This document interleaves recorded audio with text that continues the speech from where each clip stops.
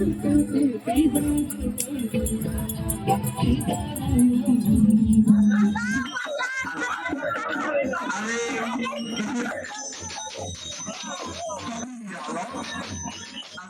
বর্ষপঞ্জিতে কার্তিক মাসকে বলা হয় সহরাই বঙ্গা। সাঁওতালি বর্ষপঞ্জি মোতাবেক সহরাই উৎসবের মাস কার্তিক।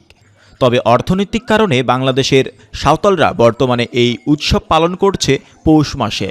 পৌষ সংক্রান্তিতে একযোগে সহরাই উৎসব পালন করছেন সাঁওতালরা। এই উৎসবকে উরাও সম্প্রদায়ে বলা হয় ঝান্ডি উৎসব। বরেন্দ্র অঞ্চলের কৃষিজীবী ওরাও আদিবাসীদের গোয়াল পূজাকে ঘিরে 3 দিনব্যাপী পালিত হয় ঝান্ডি। ঐতিহ্যবাহী নাচ, গান ও লাঠি নাচ দিয়ে নিজেদের ঐতিহ্যকে ধরে রাখতে এবং নতুন প্রজন্মের কাছে তা পৌঁছে দিতে মহাসমারোহে এই উৎসব উদযাপন করে ওরাও জনগোষ্ঠী।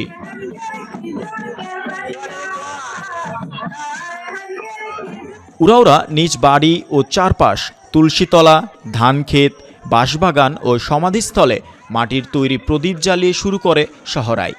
এরপর গোয়াল পূজা, গবাদি পশুর বিশেষ যত্ন আত্মি, বাড়িঘর ধুয়ে মুছে উঠোন নিংড়ে বয়স্করা পান করেন হারিয়া। পরে লম্বা বাঁশের মাথায় শান্তির প্রতীক হিসেবে ঝান্ডি বেঁধে গ্রামের মধ্যে ফাঁকা স্থানে নিয়ে পুঁতে রাখেন।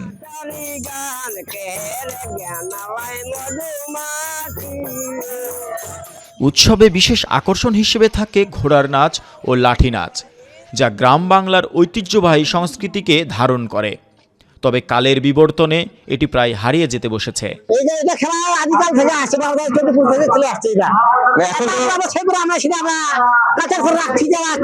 কালী পূজার 8 দিন আগে থেকে এগুলা হয়। আমাদের আগেকার বাপ দাদারা খেলতো আর কি, ওই তখন লাঠি খেলা, হরি খেলা, আমাদের ভাষায় বলে হরি খেলা। কালী পূজার আমরা বাড়াইছি খেলতে, এখানে আছে 10 বছর খেলে বড় আদিবাসী লোক, হরি বলে এটা বাপ দাদা থেকে খেলে আসছে, ওটাই আমরা খেলি, এটাই আমাদের পরিচয়। উৎসবের শেষ দিন সকালে গ্রাম থেকে ঝান্ডি তুলে নিয়ে পাশের বড় মাঠে পুঁতে নাচ গানের পাশাপাশি গ্রাম্য মেলার মধ্য দিয়ে শেষ হয় উৎসবটি।